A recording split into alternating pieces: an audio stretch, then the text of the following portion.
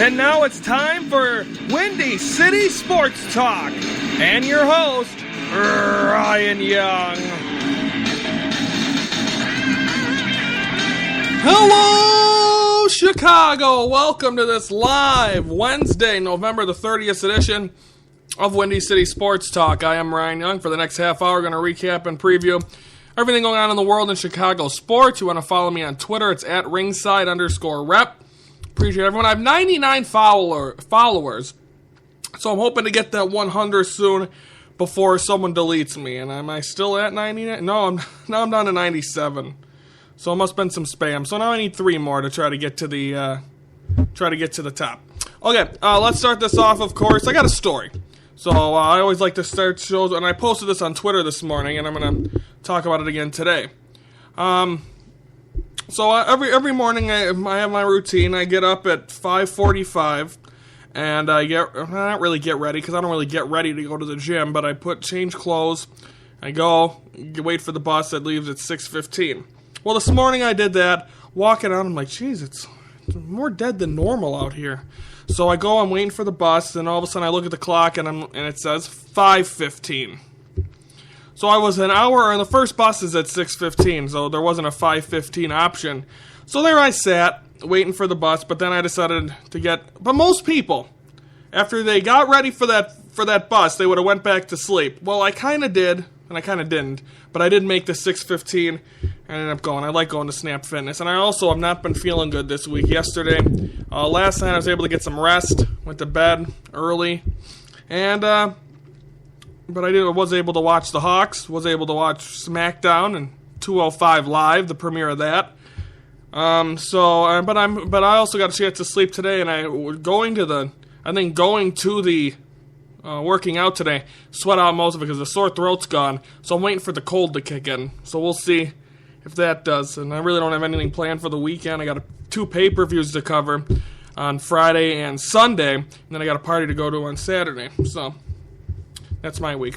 Okay, let's start this off by recapping the Blackhawks, and then we'll get into some other stuff, some of the news around surrounding MLB. I want to address that horrific story that took place. I'm ashamed that I didn't bring it up yesterday, but I'm seem like I'm always an extra day late when it comes to news. So let's start off by recapping Blackhawks Panthers last night. First period, Panic gets a goal, his 7th of the season, makes it 1-0 Hawks. Then the second period, nothing happening. Third period, not too far into the third, the ageless wonder, Jaromir Jagr gets a goal, and his 4th of the season, ties it up at 1-1. Then we go into overtime, nothing happening. Then also it was worrisome for a minute because the Blackhawks, the Panthers were on a power play to end that third period, so they got to go into the overtime on a 4-on-3, because again, it goes from 5-on-5 to 4-on-4 in overtime, so the Blackhawks were down 4-3, we were able to handle it, goes into the shootout, Hawks get 2, Panthers get none, so the Hawks get a game that I think they needed to win. Like I said, kick a team while they're down. Panthers are not playing the best hockey, and that was their first game under their new head coach, who's also their general manager, Tom Rowe. So, with all that being said, I think they now so they get a nice win there. I think a well-played game. That Panthers team, and it's always fun to beat Roberto Luongo, and I can't believe I didn't bring that up yesterday. When Luongo, obviously, as I was talking about a couple weeks ago, about all them storied rivalries the Blackhawks had, and Roberto Luongo was part of them, because I want to say, and I don't know if Nick's listening, but I believe Roberto Luongo was part of those Vancouver Canucks teams as the goalie. But and then they let him go. I want to say, am I saying Corey Schneider? That's why Roberto Luongo got the axe? I could be absolutely wrong on that, but so it was good. And then there was the heckler posted the last night, so it was fun to be able to beat up on Roberto Luongo, and it is. So the Hawks get a nice victory last night. I think they played very well, and now they'll welcome in someone tomorrow. Is it the Devils? New Jersey Devils, and they have Taylor Hall, who's starting to practice again, and he was a young up-and-comer. I'm very surprised the Edmonton Oilers got rid of Taylor Hall, because it must have been a trade, I'm not really sure. All of a sudden, I thought he was on Edmonton, and right now he's hurt with the New Jersey Devils, so odds are he will not play. Jonathan Toews is still out for the Hawks, but But Patrick Kane stepping up and doing the dirty, as I say. So I think a very good job overall by this Hawks team last night. It was great to see this team back home. They'll have another one to play on Friday or Thursday before they have a nice noon telecast, a noon game on Saturday. And I think Nick's chiming in right now. Corey Snyder and Eddie Lack both replaced Luongo in Vancouver, but their current goaltender is Ryan Miller. Thank you very much, Nick. Nick's like my hockey guy. See, I know some stuff, but I always usually need help with the deets. But thank you very much, Nick, for backing me up on that and giving me more information. As always, appreciate it. So a great win last night, and now of course they'll focus on the Devils, and then they'll be back onto the road. I know they have 2 games this weekend. Saturday is a noon game, which I like. Ryan loves me some noon games. I have nothing else to do Saturday. And then they're home Sunday night against Winnipeg, which I'll have 0 time to be able to watch because I got a million other things to cover. But we'll try. That's what I'm here for. I'm here to entertain the listening audience, and I try my best, even when I'm sick. But I feel a little bit better today. Okay, so now that's the Blackhawks. We'll talk more about them tomorrow as we preview their game tomorrow against the Devils. Let's see here. Should we do the Sports Minute this early? I don't know. Because usually I like to transition some stuff. Because we got to preview the Bulls and Lakers coming up. That'll be tonight. As the Bulls will be back. I got a couple of stories I want to talk about. I want to talk about, again, the terrible thing that happened with the soccer team. Why J.R. Smith must be on some serious drugs. And he must be that stupid. And Nick reminds me that LeBron will be wearing a Cub jersey on Friday. Yes. Is that official? I mean, I know they promise everything, but has he said anything since? Because I'm sick of seeing him celebrating Ohio stuff. Wear a goddamn Cubs shirt. I think he should wear the whole damn jersey. Why not? Stick it to him. And the Cubs also signed an outfielder yesterday, which pretty much solidifies the fact that Dexter Fowler will not return. And they got that in case, because that's another thing we can talk about, is the possibility of baseball being locked out. And is there any update? Because at midnight tonight, which will be midnight Thursday, strong possibility that the chips begin to fall on a terrible situation for Major League Baseball. And baseball's always kind of honored themselves as being the sport that really never has a lockout. And to be this close to one again, it's the best time to have one because you're not really looking at baseball for another couple of months. And then, but the only problem is that the winter meetings are next week, and then would be canceled. It would just be minor league winter meetings, and that's, like I said, I've said it numerous times. That's where the Cubs got their big boys last year. That's where a lot of the big moves happen. That's probably where Chris Sale would find out where he's going, and I believe it was just announced a couple of days ago that the White Sox will not try to trade him to the Cubs, which, I mean, as much as it would hurt, probably the Cubs just as much as the White Sox, because they'd have to give up some guys. I wouldn't mind seeing Chris Sale in there to push Montgomery back to the bullpen. And my cat is a pain in the ass. You've been sleeping all day. Go away.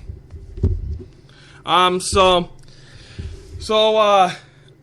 I mean, it's hard. I mean, so hopefully the lockout does not happen. Yeah, like I said, I believe it was early 2000s. There was very close to one, and the games were put on hold for a little bit. Then all of a sudden, they were told they were not. And then I believe the Cubs were an early day game that day against the Cardinals. I forgot what year it was, but they were close, and they ended up coming to an agreement. Hopefully we get to an agreement now. And Tony Clark, who former baseball player, going to try to get into that. And hopefully, and he's like the leader of the players, or not the, I don't know what he is, but he's a part of the head people. And hopefully he'll be able to do that. And again, there's a lot of things to work out still, but I still think they're far away. And I think there's an offer there might be an offer on the table. Hopefully there's an offer tonight that gives some glimmer of hope that they're offering. But usually I don't think in these lockout situations you've never seen the first offer be accepted. And when you have, look at basketball went through a little bit where they were out till Christmas the one year. Hockey went all the way to the next calendar. Like, they were supposed to start in October. They didn't start till January, I believe. And then football almost did, where they almost cost them some right before preseason games. They were able to get it back. So I'm guessing, would be my guess, if there is a lockout, that definitely hurts a guy like Dexter Fowler, because you don't accept the agreement, but you're not on a team, which definitely gives you not a lot. And I don't know if you're allowed to work these things out during a lockout, if you're even allowed to talk baseball with players. And here's my cat again. So I think it'll be interesting to see what happens there.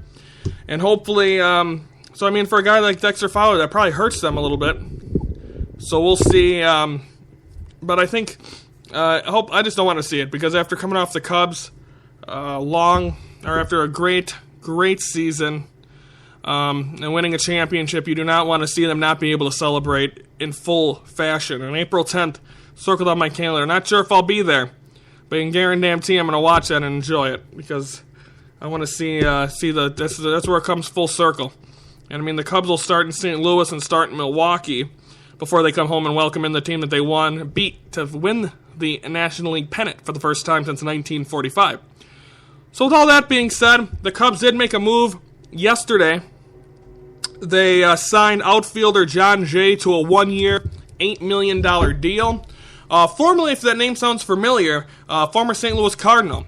Now, I wish him congratulations yesterday on Twitter. Obviously, no, he hasn't even made an announcement yet, but it was made official by the Cubs, Jon Jay, which pretty much solidifies that, yes, Dexter Fowler is going to be gone from the Cubs. And but now that puts in another spot I don't think maybe they're not ready to see Albert Almora get that opportunity to be the full-fledged center fielder. So maybe that's why they bring in Jon Jay. Jon Jay's not a power hitter, and he's kind of bulky to be like, and he is a base stealer, but he just seems like he's a little too thick to be that great outfielder and stolen base guy. But hopefully he ends the curse, because I mean, the first year former Cardinal turned to Cub thing didn't really work out for Hayward, except for literally the final 15 minutes of the World Series. And then John Lackey, even though he pitched well in the regular season, the playoff thing didn't mean crap, because he did not pitch well. So I think Jon Jay means that I don't know if he's going to be in the starting lineup. I think that's one. I think the Cubs still need to work on see what they're going to do with their bullpen. But again, like I said, this all goes on hold if the lockout happens. Then we got to sit here and be like, well, what about the what if? And then, I don't know how that happens, and possibly a pushback of the regular season. So a lot of things that need to be answered, and I think we're still far away from that. But if there is a lockout, like I said, right now is the perfect time. You're still 2 full months from any baseball activity. December and January, there's no baseball activity, except for roster moves, which you can't do, and signings you can't do with the lockout. So hopefully there'll be something something positive out of this. Buster Olney's reported it, and hopefully Ken Rosenthal has as well. But again, like I said, next week's the winter meeting. Usually MLB Network's always there. Like I said yesterday, I enjoy watching that. It's one of my favorite things. And it might not happen, and it irritates me. It's my favorite week of the off season. So it sucks. And there's a couple other stories I want to talk about. That was my Cubs. That was my Cubs stuff. Of course, yesterday, Yoenis Cespedes, I said it on yesterday's show, signed with the New York Mets. He's back 4 years, $110 million, highest paid outfielder. So he's proven that he's gonna do it. And I think that Mets team's gonna be right back there. A healthy Mets team is definitely gonna give the Cubs a run for their money, because they made it to the wild card game, so it almost was Cubs-Mets again, but it wouldn't have been the Mets that dominated the Cubs in 2015. So I think that's still a team you got to watch out for, and I think that's definitely going to be the team that you got to look at as being very, very dangerous going into 2017.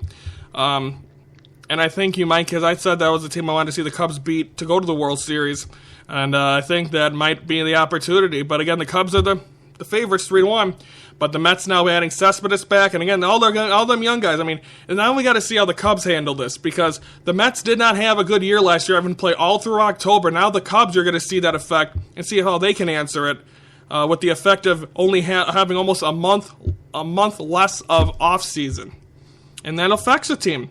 And that's why it's so hard to repeat and try to go back and be able to repeat as champions, because you're ripped off of a month of off season and relaxation. So we'll see if anything else. But I think that should be fun. So I think the Mets are going to be very good in the National League. I'm not sure. The Cardinals, I think, are probably going to pursue Fowler, and they're always there. But last year, the Cubs just kind of took that ball and ran with it from beginning to end. So, yeah. So that's our baseball talk today. And of course, Monday is expected to be our hot stove day, where of course Scott Beatty will join me. We'll talk for a half hour about everything going on in Major League Baseball. Full half hour. I'll talk to him about the awards, his thoughts on a lockout, the Cubs signing John Jay, any other news we get. And I'm sure, and them shows are so much easier because I don't really have to talk much. All I do is bring up a topic, and Scott Beatty just runs with it. He don't run many places, but he runs there. So that's that. We got a couple more stories to talk about. The Bulls back at the United Center tonight against the Lakers. We got less than 15 minutes left in this show. We'll be able to fit it all in because I know how to ramble. But first, we got the Windy City Sports Minute. This is your Windy City Sports Minute for Wednesday, November the 30th, where the Blackhawks got back on the ice at the Madhouse last night for the first time since the Circus Road trip, and against the Florida Panthers, they had an early 1-0 lead.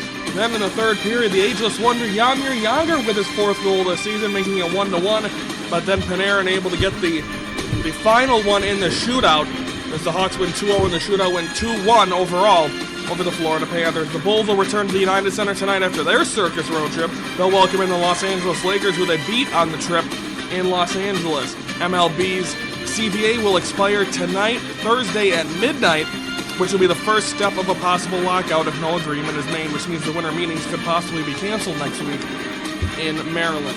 That is your Windy City Sports Minute. Now back to Windy City Sports Talk. We're back here on Windy City Sports Talk. Got a little over 10 minutes remaining. A couple of interesting stories to talk about. There's three interesting stories that came out of sports yesterday. Andrew Shaw, the former Blackhawk, got ejected for a meltdown at the refs. Andrew Shaw, now a member of the Montreal Canadiens, and he initially disagreed with the call, but it wasn't until he saw the replay from the penalty box that he truly had a meltdown. Upon seeing that, the referees gave Shaw a 10-minute misconduct and escorted him to the locker room upon ejection. Anaheim took the penalty soon after, but time expired before the Canadiens could tie the game. So that was one interesting ejection story yesterday. Also, another one was the Doc Rivers, the head coach of the Los Angeles Clippers for basketball. Apparently, him and a referee were having a discussion, and another referee from the other side of the court that wasn't even involved in the discussion teed up Doc Rivers for something that apparently he did or did not say, and it set off. He had to be held back by DeAndre Jordan and like two other guys from his coaching staff. So it was very interesting, and of course he got ejected. And I mean, all the announcers that did the game all said the same thing, that they're like, wow, it's probably the hottest they've ever seen Doc Rivers before, just being so aggravated. So we'll see if, I'm sure, and there might be a suspension coming for him. He also has his son on his team, which he also did that in Boston as well, Austin Rivers. So that was a story. Also, J.R. Smith. Now, I know you get drug tested in sports, but he has got to be one of the stupidest basketball players there is. Now, of course, he had the whole shirtless thing when they won the championship, and he threw all the festivities. He was famous for that, whatever. And then after that, he, of course, before that with free throws, he would untie people's shoes, just stupid stuff. Well, last night in Milwaukee, he was guarding former Bull Tony Snell. Well, apparently he went over to the bench while in gameplay and went to talk and hug Jason Terry, who I believe he got into arguments with, or got into it, which, no shock there, something with him a while back. So anyway, he goes over during the game, and Jason Terry's on the bench for the Milwaukee Bucks. So while that's happening, and he goes off out of bounds, and then all of a sudden he just goes off, and then Tony Snell gets an easy dunk. Like, how stupid do you have to be? And then, of course, he does the post-game interview, and he's wearing, I guess apparently it was his alter ego, or whatever it was, But just the guy is an absolute moron. Like, I remember him back in the day with the New Orleans Hornets the first time. And that's where he kind of came up. And I'm like, okay, this guy. And then all of a sudden, it just seems like, where the heck did your brain go, dude? Like, that is the stupid. Like, how in the heck? Like, that is probably the dumbest thing a person could do, you'd think. But then just give it a minute or two, and I'm sure there'll be another opportunity for him to do something else stupid. So, that's the other story, that J.R. Smith's an absolute doofus. But anyway, and also another thing kind of out of Chicago, Terry Boers of Boers and Bernstein from Radio 670 The Score announced yesterday, and he's been out for about months with an injury, or he had surgery, and he's been out for a while. But anyway, yesterday he announced January 5th will be his final day on the radio. He's retiring. I didn't get a chance to see him. Apparently he was on there, because again, I don't listen to Boers and Bernstein that much, because I think Bernstein's an absolute snob. But because it seems like all they do is make fun of their callers, which I think is not fun. And but anyway, Terry Boers apparently was on there, made the announcement, and I mean, best wishes to him. I've always been a fan of Mully and Hanley and even Spiegel and Goff, but I listened to them anytime I had to do a workout later in the afternoon. But so he from now to January 5th, which will be 25 years in the radio business, and then he'll retire. So best wishes to Terry Boers, and he said he'll be there as much as he can during that till January 5th, which again isn't that often. So I don't know what they're doing after that with Terry Boers or with that spot, because I mean they've had a lot of different people fill in for him with Bernstein. They had, I know, Matt Abatacola, a lot of other guys as well, kind of fill in also. So we'll see what they do. But anywho, best wishes to Terry Boers, and I'll hopefully get a chance to listen to some of his final opportunities. He looks like the guy from Coach, the show. And I mean, I was there. I got a chance to see him. Me and my sister went to, I think, one of our first Bear games. Boers and Bernstein did a thing from Union Station, and I got a chance to kind of see them live. But that was before I ever really listened to the score, so I didn't really care. But you know, it's still fun to be able to see those guys. And of course, the most sad story that I'm appalled that I didn't bring this up, and I wanted to give these people the due diligence of the terrible story that took place. The soccer team, that the plane crash. I'm going to try to get the story here. The Columbia plane crash. Jet ran out of fuel, pilots said. Again, the people did survive this. And another shocking thing is that some of the players, which rarely happens, were not on the flight. And one of them, I believe the son of the coach, and I'm not sure if the coach survived, but the son of the coach, or maybe it wasn't him, or he, because of injury, decided not to fly. One of them had passport problems. They didn't make the trip. And there was a picture of them in the locker room after they found out the news, and it's absolutely tragic. It was electric failure with the plane. Apparently it was bad weather, and someone said that's a recipe for disaster, which is pretty obvious.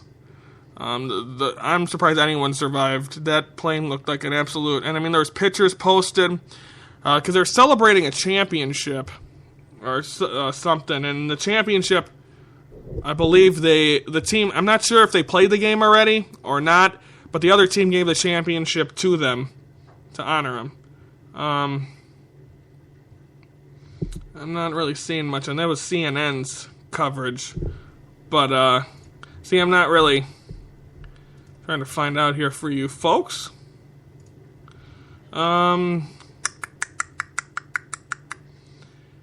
71 dead on Brazil soccer team charter. Just a terrible story, and I want to give thoughts and prayers out to them, because, I mean, that could happen in the United States any day of the week. I mean, the teams are flying nonstop, every sport, and, I mean, just think of it, like, all it takes is one accident, or one bad thing, and a whole team could be gone. And apparently, I found this out listening to the Michael Kay show this week, that they have, like, a emergency team where if a team, say the whole team got killed in a plane crash, obviously you never wanted that to happen, but if they did, that team would get to take one person off of every team to kind of form another team. But just a tragic story, and thoughts and prayers go out to them and that team, and I mean, obviously the players on that team that survived, and there was people on the plane that survived, but also the people that were about to go on that plane and didn't. So, I mean, that's so tragic. And I've always thought, not always, but I've thought about that before. And it's just a terrible thing that could happen in the United States easily. So glad to see some people survived, and I'm sure them people that are them teammates that were part of that team that didn't go on that flight are missing some. And then, like I said, some of the people were on Twitter posting pictures right before the plane took off, which is crazy. So, yeah. So that's that. We got about 4 minutes left. Time to preview Bulls tonight. They'll be home to face the Lakers from the United Center, their first game back. They'll be home tonight. And like Nick said earlier, they'll be home against the Cavs on Friday. So LeBron James will finally get an opportunity to wear his Cubs jersey after the bet he made with Dwayne Wade. So I think this should be a good one. I think the Bulls, they played very good. They were able to win that game against them in Los Angeles. So what's going to stop them from coming out there and trying to get a win tonight at home? This team's back at home. They're almost fully healthy. I'm not sure if Rajon Rondo was in that game or not. That might have been one of the ones that he was out for. But Rondo's a key to this team, but also a lot of people talking about. I believe there was an article about how great Robin Lopez has been for this Bulls team. He's been tremendous. He's just been able to get his opportunities under the basket, whether it's offensive, defensive rebounds. And I was making fun of them hooks very early on in the season, and then all of a sudden he's been able to nail them hook shots a lot better now. So that's been a great job for him, and I think he's really been a key to this team as well. This has been Jimmy Butler's team. He's played exceptionally well this season, and I think he's just going to continue to do that from here on out. He's just been able to really, I mean, it's him, Dwayne Wade, but I think the way them guys have been able to work together and really have been able to step up and just do extremely well, I think has been very great for this basketball team, and I think that's what's going to help this team kind of keep the wheels going. And I think this team has a chance to be in the upper top tier of the playoffs. Not saying they're going to go out and win a championship, but if they can stay healthy, but you're going to get that wear down factor eventually. And once you do finally get hit with that wear down factor, it's going to be hopefully they're already in a spot where they're comfortable, and then they can rest up for the playoffs. Because Dwayne Wade, you're waiting for an injury with him. But so far early this season, he's doing much better than anyone thought he would. So give him an opportunity here, and I think he's done a great job. And I don't think anyone thought he would be off to a great of a start as he has been. So I think now we'll see if he can continue to do that with Jimmy Butler, Rajon Rondo also. Hopefully you can get Dougie McBuckets back and Michael Carter-Williams. You get this whole team back to 100% healthy and really get a chance for them to get their groove together. And I think this team might be very tough to beat. And I think Friday night's going to be a big test, and I'm not expecting them to go out and dominate the Cavs, but if they can stay in that game, the Bucks beat the Cavs last night. So the Bulls should have an opportunity. If I don't know if J.R. Smith knows anyone on the Bulls he can go and have a conversation with during a couple of plays, but the Bucks can beat them. The Bucks are a young team. I think they caught them off guard, but if the Bulls can at least stay with them and prove that, hey, we can fight with you guys, maybe even in a 7-game series, let's try to do that. So I think you got to win tonight. Don't overlook the Lakers just because you beat them in Los Angeles. This is a very young team. They got, Jamarcus Russell was a football player, wasn't he? They got Nick Young. They got a lot of young guys on that team. They're just trying to build themselves. And I think they have, and let's see the Bulls try to sweep the Lakers, which I wonder when the last time the Bulls will be able to have ever done that before. So we'll see what happens there with the Bulls tonight against the Lakers. Also, Tiger was going to return to golf this weekend. He'll be back on it tomorrow. I believe it's in the Bahamas, so I can't wait to see that. I know we're never going to get Tiger of old, and I never really got to enjoy that Tiger Woods. But being able to see him back on the course would be great also. So that'll be fun. So that'll be tomorrow. Preview for tomorrow, we're going to recap Bulls-Lakers and preview Blackhawks and the Devils from Chicago. We won't be in Chicago, but we'll preview it. So we'll do that. I'm sure I'll find some. I had a lot of stories to talk about today. So hopefully, as long as the news feed fills up, we could fill up your half hour. Thanks, everyone that listened. Love you all. Appreciate everything. I'm Ryan Young. We'll be back tomorrow at 3. As always, have a great day, Chicago.